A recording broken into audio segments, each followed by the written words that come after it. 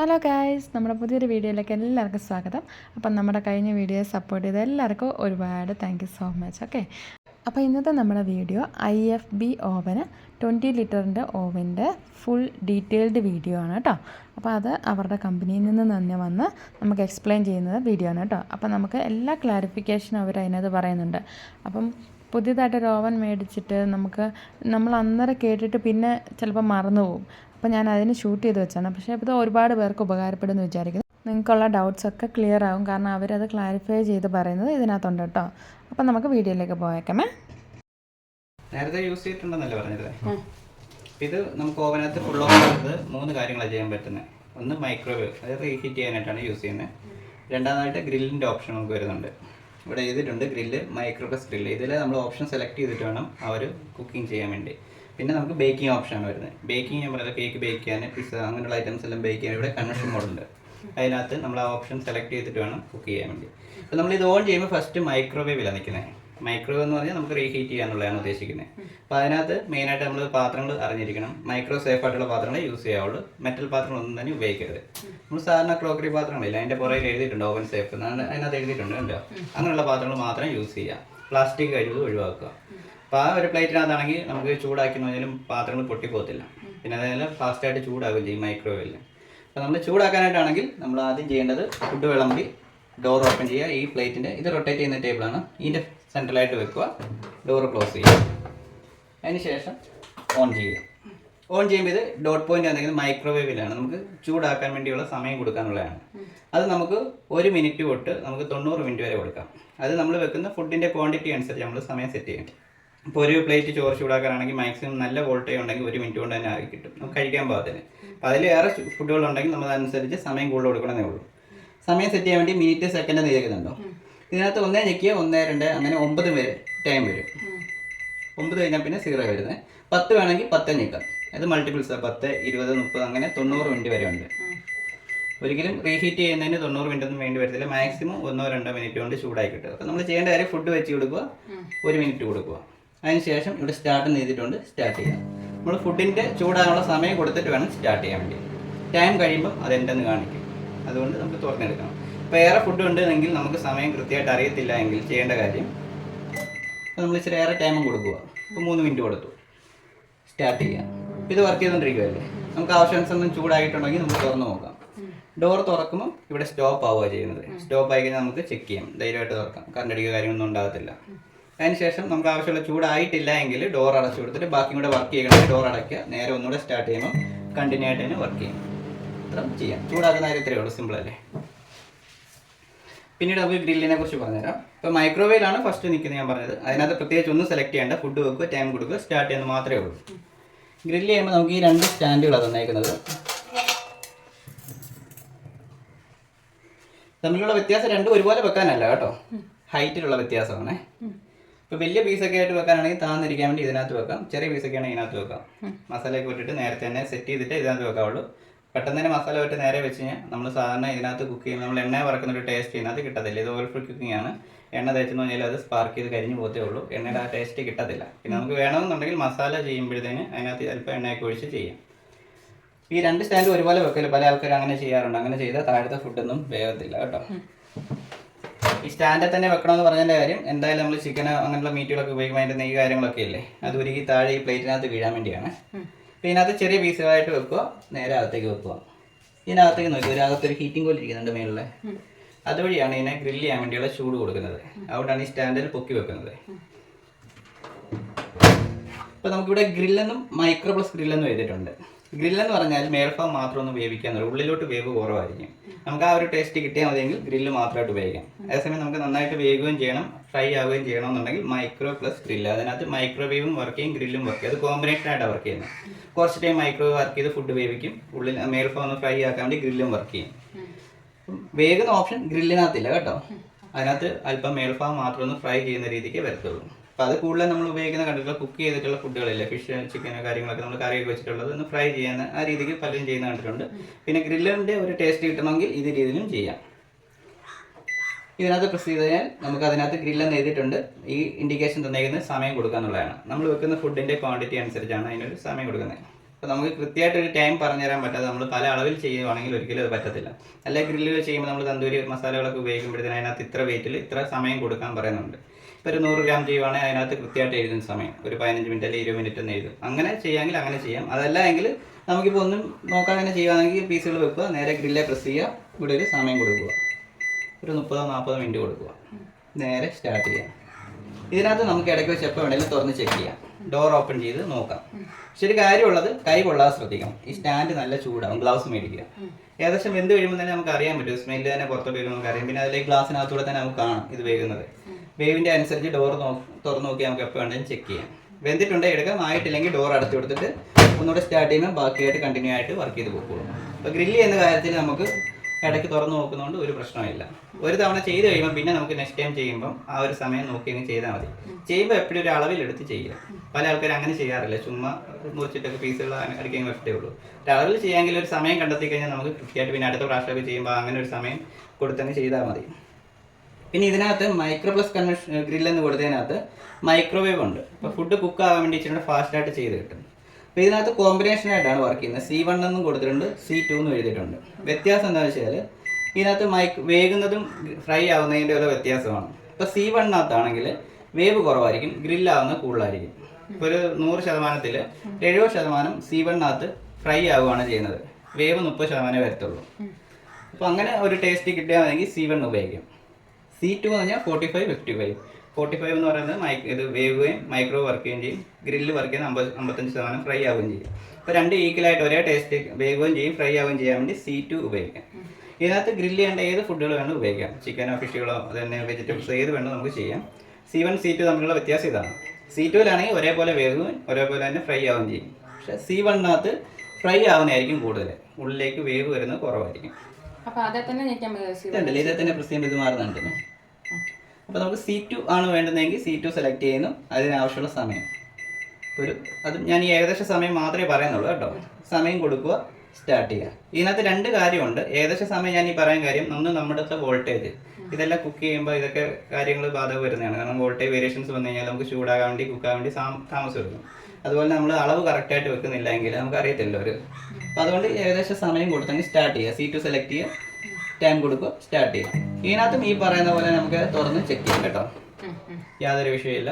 Shock അടിക്കുക കാര്യങ്ങളൊന്നും ഉണ്ടാകത്തില്ല, ധൈര്യമായിട്ട് ചെയ്യാം. പിന്നെ ഗ്ലൗസ് മേടിക്കണമെന്ന് മാത്രമേ ഉള്ളൂ, നല്ല ചൂടായിരിക്കും. അപ്പോൾ ഗ്രില്ലിന് നമുക്ക് രണ്ട് ഓപ്ഷൻ വരുന്നുണ്ട്, തമ്മിലുള്ള വ്യത്യാസം മനസ്സിലായല്ലോ.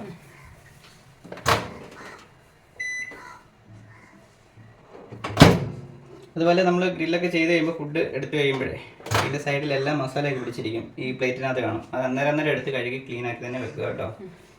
പലരും അത് ചെയ്യാതെ വരും. അങ്ങനെ വരുമ്പോൾ ഈ സൈഡിലെല്ലാം ഈ ഫുഡ് വേസ്റ്റ് ഇരുന്നിട്ട് അവിടെ ഇങ്ങനെ ഈ തുരുമ്പ് വരുന്ന പോലെ വരും. അതുകൊണ്ട് ഈ ക്യാവിറ്റിയുടെ ആവും മൊത്തം അഴുക്ക് പിടിച്ചിരിക്കുന്നത്. അത് അന്നേരം ക്ലീൻ ആക്കി വരണം. അതിനുള്ള ക്ലീനർ കിട്ടും, മൈക്രോ ക്ലീൻ എന്നുള്ള. അത് മേടിച്ചിട്ട് സ്പ്രേ ചെയ്യുക, തുടച്ച് വൃത്തിയാക്കി ഇടുക.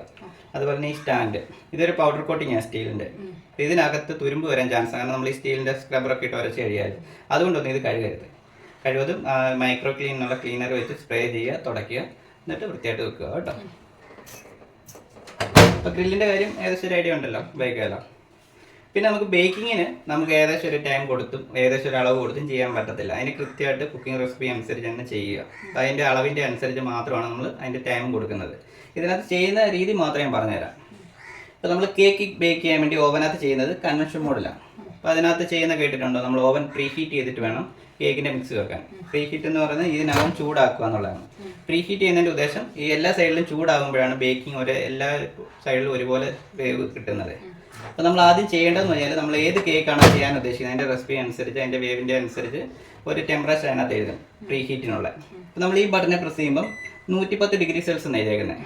അപ്പോൾ നമുക്ക് ഓപ്ഷൻസ് എന്നുള്ള ഇതേ തന്നെ പ്രസ് ചെയ്യുമ്പോൾ അത് കൂടി വരും കേട്ടോ. 200 ഡിഗ്രി സെൽസ് വരെ ഉണ്ട്. അപ്പോൾ നമ്മൾ ചെയ്യാൻ ഉദ്ദേശിക്കുന്ന അതിൻ്റെ റെസിപ്പിക്കകത്ത് കണ്ടേക്കുന്ന ഏത് ടെമ്പറേച്ചറാണ് അത് നമ്മളിവിടെ സെറ്റ് ചെയ്യാം. ഇപ്പോൾ 180 ആണ് മിക്കവാറും കോമൺ ആയിട്ട് നമ്മൾ കാണുന്നത്. ഇപ്പോൾ 180 ഡിഗ്രി വെക്കുക, നേരെ സ്റ്റാർട്ട് ചെയ്യാനാണ് പറയുന്നത്. അപ്പോൾ ഇതിന് ചെയ്യുന്നതിന് മുമ്പ് തന്നെ നമ്മൾ ഇപ്പം ബേക്കിൻ്റെ ട്രേ കാണിച്ചില്ലേ, അതിനകത്ത് മിക്സ് എല്ലാം സെറ്റ് ചെയ്ത് വെച്ചിട്ട് ഇത് ചെയ്യാൻ വരാവുള്ളൂ. കാരണം ഇത് 3-4 മിനിറ്റ് കൊണ്ട് പെട്ടെന്ന് തന്നെ പ്രീ ഹീറ്റ് ആകും. ഇത് ചെയ്തിട്ടിട്ട് നമ്മൾ പോയി മിക്സ് സെറ്റ് ചെയ്യാൻ വേണ്ടി പോകുമല്ലോ. അപ്പോൾ 180 ഡിഗ്രി വെക്കുന്നു, നേരെ സ്റ്റാർട്ട് ചെയ്യണം. ഇപ്പോൾ ടെമ്പറേച്ചർ കുറച്ചിട്ടൊന്ന് ചെയ്യുവാണ്. ഇവിടെ 30 മിനിറ്റാണ് നമുക്ക് തന്നേക്കുന്നത്. ഒന്നും വെക്കരുത്. നമ്മൾ ഇത് വെറുതെ പ്ലെയിൻ ആയിട്ട് അതിനകം ക്യാവിറ്റി ഒന്ന് ചൂടാക്കുക എന്നുള്ളതാണ് പ്രീ ഹീറ്റ്. അതിന് ശേഷമേ കേക്കിൻ്റെ മിക്സ് വെക്കാവുള്ളൂ. പല ആൾക്കാർ ഈ ടൈമിൽ തന്നെ കേക്കിൻ്റെ മിക്സ് എടുത്ത് വെക്കും. അങ്ങനെ വെക്കുമ്പോഴാണ് ഓവറായിട്ട് കുക്കായിട്ട് റസ്ക് പോലൊക്കെ ഹാർഡായിട്ട് വെന്തിരിക്കുന്നത്. ഇവിടെ ഈ 30 മിനിറ്റാണ് നമുക്ക് ഡിസ്പ്ലേ ടൈം തന്നേക്കുന്നത്. പക്ഷെ ആ 30 മിനിറ്റ് എടുക്കത്തില്ല. നമ്മുടെ ഇവിടുത്തെ വോൾട്ടേജിനെ അപേക്ഷിച്ച് നമ്മൾ കൊടുത്ത ടെമ്പറേച്ചർ പെട്ടെന്ന് തന്നെ ആയി കിട്ടും. അതിപ്പോൾ ആകുമ്പം നമുക്കറിയാൻ പറ്റും, ബീപ്പ് സൗണ്ട് വരും.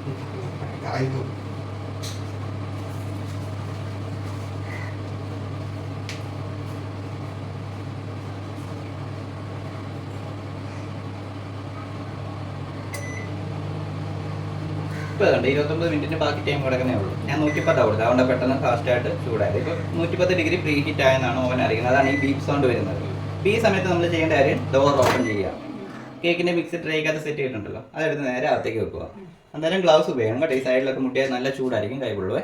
മിക്സ് വെച്ച് പെട്ടെന്ന് തന്നെ ഡോർ ക്ലോസ് ചെയ്യുക. അന്നേരം ഈ ഡിസ്പ്ലേ കാണിക്കുന്ന ഇൻഡിക്കേഷൻ ബേക്കിംഗ് ടൈം കൊടുക്കുക. നമ്മൾ ഉദ്ദേശിക്കുന്ന വെയിറ്റിൻ്റെ അനുസരിച്ചുള്ള ടൈം ഉണ്ടല്ലോ, അതിവിടെ സെറ്റ് ചെയ്യണം. ഇപ്പം 100 ഗ്രാം അല്ലെങ്കിൽ 200 ഗ്രാം ചെയ്യുമ്പം ഇത്ര മിനിറ്റ് ബേക്കിംഗ് ടൈം കൊടുക്കാൻ അതിനകത്ത് എഴുതും. ഇപ്പം പറയുന്നത് 20 മിനിറ്റ് ആണെങ്കിൽ 20 മിനിറ്റ് കൊടുക്കുക, അല്ലെങ്കിൽ 21 മിനിറ്റ് ആണെങ്കിൽ അങ്ങനെ കൊടുക്കുക. സെക്കൻഡ് പറയുന്നുണ്ട്, അതും വേണം കൊടുക്കണം കേട്ടോ. ഇപ്പോൾ 21 മിനിറ്റ് കഴിഞ്ഞ് 30 സെക്കൻഡ് പറയുന്നെങ്കിൽ 30 സെക്കൻഡ് ഇവിടെ സെറ്റ് ചെയ്യാം. അതിന് ശേഷം ഒന്നുകൂടെ സ്റ്റാർട്ട് ചെയ്തിടുക. ഇങ്ങനെയാണ് ബേക്ക് ചെയ്യുന്നത്. അപ്പോൾ ഇതിനകത്ത് നല്ല സോഫ്റ്റായിട്ട് കിട്ടും.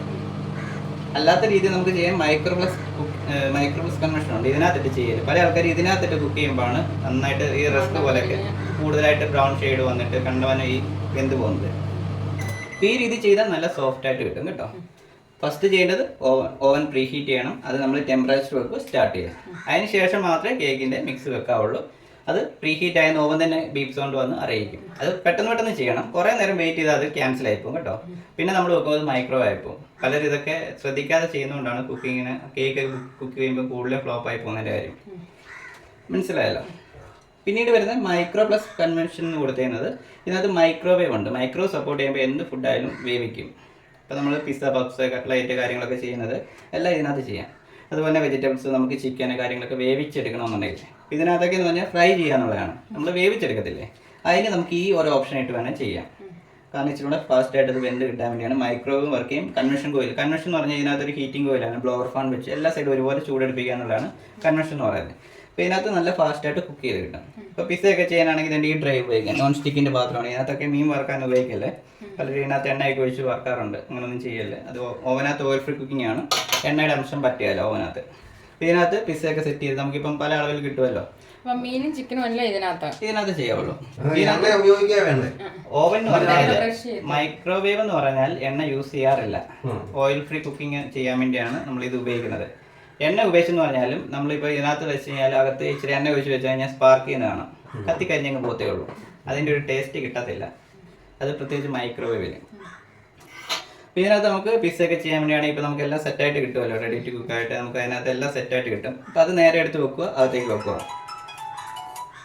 അതിനുശേഷം നമ്മൾ ഈ ബട്ടനകത്ത് പ്രസ് ചെയ്യുമ്പോഴും ബേക്കിങ്ങിനുള്ള ടെമ്പറേച്ചർ അവിടെ കേട്ടോ. പ്രീ ഹീറ്റ് ഇല്ല ഇതിനകത്ത്, കുക്കിങ്ങിനുള്ള ടെമ്പറേച്ചർ. ഇപ്പോൾ പിസ്സയൊക്കെ ചെയ്യാനാണെങ്കിൽ ഒരു 100 ഗ്രാം അല്ലെങ്കിൽ 150 ഗ്രാം മേടിക്കുമ്പോഴത്തേന് അതിനകത്ത് എഴുതും 140 ഡിഗ്രി വെക്കുക, അല്ലെങ്കിൽ 15 മിനിറ്റ് കൊടുക്കുക, അങ്ങനെ പറയുന്നത്. ഇപ്പോൾ നമ്മളിവിടെ 140 പറഞ്ഞാൽ ഇതിനകത്ത് ഒന്നുകൂടി ഞങ്ങൾക്ക് 140 എഴുതാം കേട്ടോ. ഇതിനകത്ത് 4 ടെമ്പറേച്ചറേ ഉള്ളൂ. 110, 140, 170, 200 അത്രയേ ഉള്ളൂ. നമ്മൾ ചെയ്യാൻ ഉദ്ദേശിക്കുന്ന എന്ത് ബേക്കിംഗ് ആണോ അതിനകത്ത് പറഞ്ഞ ടെമ്പറേച്ചർ അതിൻ്റെ അളവിൻ്റെ അനുസരിച്ച് ഇതിനകത്ത് പറയും. ഇപ്പോൾ 140 നമ്മൾ മിക്കവാറും കണ്ടേക്കുന്നത്, അതിലേക്ക് വെക്കുന്നു. അതിനുശേഷം അതിനകത്ത് പറഞ്ഞ ടൈം ഒരു 15 മിനിറ്റ് ആണ്, 15 മിനിറ്റ് കൊടുക്കുന്നു, സ്റ്റാർട്ട് ചെയ്യുന്നു. പ്രത്യേകിച്ച് നമ്മൾ പ്രീ ഹീറ്റ് ഇല്ല. പ്രീ ഹീറ്റ് ചെയ്യേണ്ട ആവശ്യം ഇതിനകത്തില്ലാത്തതിൻ്റെ കാര്യം ഇതിനകത്ത് മൈക്രോവേവ് ഉണ്ട്, അതുകൊണ്ട് പെട്ടെന്ന് തന്നെ വേവിച്ച് എടുത്തു തരും. അപ്പോൾ ആ രീതി ചെയ്യേണ്ടതല്ല ഇതിനകത്ത് ചെയ്യാം. മൈക്രോപ്ലസ് കൺവെൻഷൻ അത്. പിന്നെ ഞാൻ പറഞ്ഞല്ലോ ചിക്കൻ വെജിറ്റബിൾസ് കാര്യമൊക്കെ വേവിക്കുന്ന കാര്യം പറഞ്ഞല്ലോ, അത് ഡയറക്റ്റ് എടുത്ത് വെക്കുന്ന പോലെ ഇച്ചിരി വെള്ളത്തിലിടാമെങ്കിൽ നല്ലതായിരിക്കും. വെജിറ്റബിൾസ് കാര്യങ്ങളൊക്കെ വെന്ത് കിട്ടാൻ വേണ്ടി കേട്ടോ. കാരണം ഇതിനകത്ത് ജലാംശം ഉണ്ടെങ്കിൽ കുക്കിംഗ് നടക്കത്തുള്ളൂ, അല്ല എങ്കിൽ അത് പെട്ടെന്ന് കരിഞ്ഞു പോകുന്ന പ്രശ്നം വരും. അപ്പം നമുക്ക് ബേക്കിംഗ് രണ്ട് ഓപ്ഷൻ ഉണ്ട്, ഗ്രില്ലിൻ്റെ 2 ഓപ്ഷൻ ഉണ്ട്. അത് അങ്ങോട്ട് ഇട്ട് മാറിപ്പോവല്ലേ.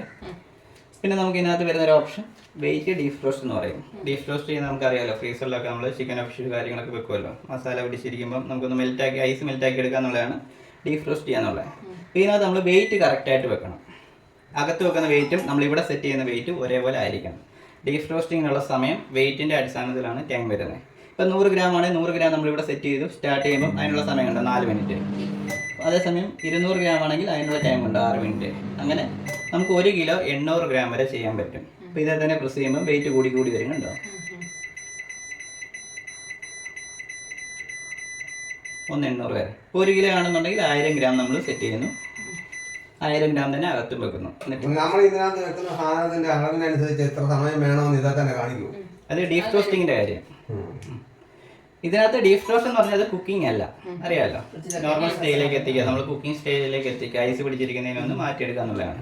അതിന് നമുക്ക് ഇത് ഉപയോഗിക്കാം. പക്ഷെ ഒരു കാര്യം, അന്നേരം ഒരു ബൗളിനകത്ത് ഇട്ടേ വെക്കാവുള്ളൂ. ഐസ് മെൽറ്റായി വരുമ്പോൾ അകത്തേക്ക് വെള്ളം വീഴാതെ നോക്കണം. ഒരു ബൗളിനകത്ത് വെക്കുക. അതാണ് ഡീപ് റോസ്റ്റ് എന്ന് പറയുന്നത്. പിന്നെ നമുക്കിവിടെ ഒരു സ്വിച്ച് എന്തെങ്കിലും മൈക്രോ പവർ ലെവൽ എന്നായിരിക്കുന്നത്. മൈക്രോ പവർ ലെവൽ എന്ന് പറയുന്നത് നമ്മളിപ്പം ഗ്യാസിലൊക്കെ ആണെങ്കിൽ ചില കുക്കിംഗ് അല്ലെങ്കിൽ ചൂടാക്കാൻ നമ്മൾ വെക്കുമ്പോൾ ലോ ഫ്ലെയിം ചെയ്യത്തില്ലേ എന്ന് പറഞ്ഞാൽ ഇതിനകത്ത് ടെമ്പറേച്ചർ നമുക്ക് കുറച്ചിട്ട് ചെയ്യാം.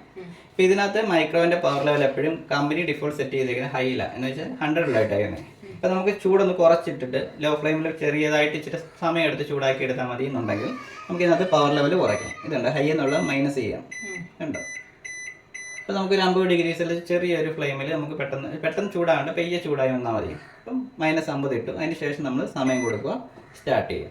അപ്പോൾ ചെറിയ ചൂടിൽ ചൂടായി വരത്തുള്ളൂ. പണ്ട് ആകുമ്പോൾ പെട്ടെന്ന് ചൂടാകും. അപ്പോൾ അത് തമ്മിലുള്ള വ്യത്യാസം എന്താണെന്ന് വെച്ചാൽ പെട്ടെന്നുള്ള ചൂടായി വരുമ്പോഴത്തേന് ഈ മസാലകളൊക്കെ ഓവറായിട്ട് കുക്ക് ആകത്തില്ലേ ചില ഫുഡുകൾക്കൊക്കെ. അപ്പോൾ അങ്ങനെ ഒരു ടേസ്റ്റ് വ്യത്യാസം വരത്തില്ലേ. അതിനാണ് നമ്മൾ ഈ പവർ ലെവൽ ഒന്ന് കുറയ്ക്കാൻ ഉദ്ദേശിക്കുന്നത്. അതിന് മാത്രം ചെയ്താൽ മതി. പിന്നെ ഒരു കാര്യമുണ്ട്, പവർ ലെവൽ കുറയ്ക്കുന്നതനുസരിച്ച് സമയം നമുക്ക് കൂടുതൽ വേണ്ടി വരും. ഇപ്പോൾ നമുക്കിപ്പോൾ നോർമലായിട്ട് ഹൈയിലിട്ട് 1 മിനിറ്റ് കൊണ്ട് ചൂടാക്കുകയാണെങ്കിൽ അത് മൈനസ് ചെയ്ത് 50 ഇടുവാണെങ്കിൽ അത് നമുക്ക് 2 മിനിറ്റ് ഉണ്ടാകും അതേ ചൂട് കിട്ടണമെങ്കിൽ. അപ്പോൾ സമയം കൂടുതലെടുക്കും. ആവശ്യമുണ്ടെങ്കിൽ മാത്രം അത് മൈനസ് ചെയ്താൽ മാത്രം മതി കേട്ടോ. പിന്നെ ഇവിടെ നമുക്ക് എന്തെങ്കിലും എക്സ്പ്രസ് കുക്കിംഗ് എന്ന് കൊടുത്തിട്ടുണ്ട്. ഞാൻ ആദ്യം പറഞ്ഞില്ലേ ചൂടാക്കുന്നതിനെ കുറിച്ച്. ഫുഡ് കൊടുക്കുന്നു, സമയം കൊടുക്കുന്നു, സ്റ്റാർട്ട് ചെയ്യുന്നു. ചോറ് അല്ലെങ്കിൽ കറികളോ എന്ത് ഫുഡായാലും നമുക്ക് ചൂടായി കഴിക്കാൻ വേണ്ടി. അപ്പോൾ നമ്മൾ ഫുഡ് വെച്ചിട്ട് ഇവിടെ സമയം കൊടുത്ത് സ്റ്റാർട്ട് ചെയ്യുന്ന 2 സ്വിച്ചിൻ്റെ പ്രവർത്തനം വരുന്നുണ്ട്.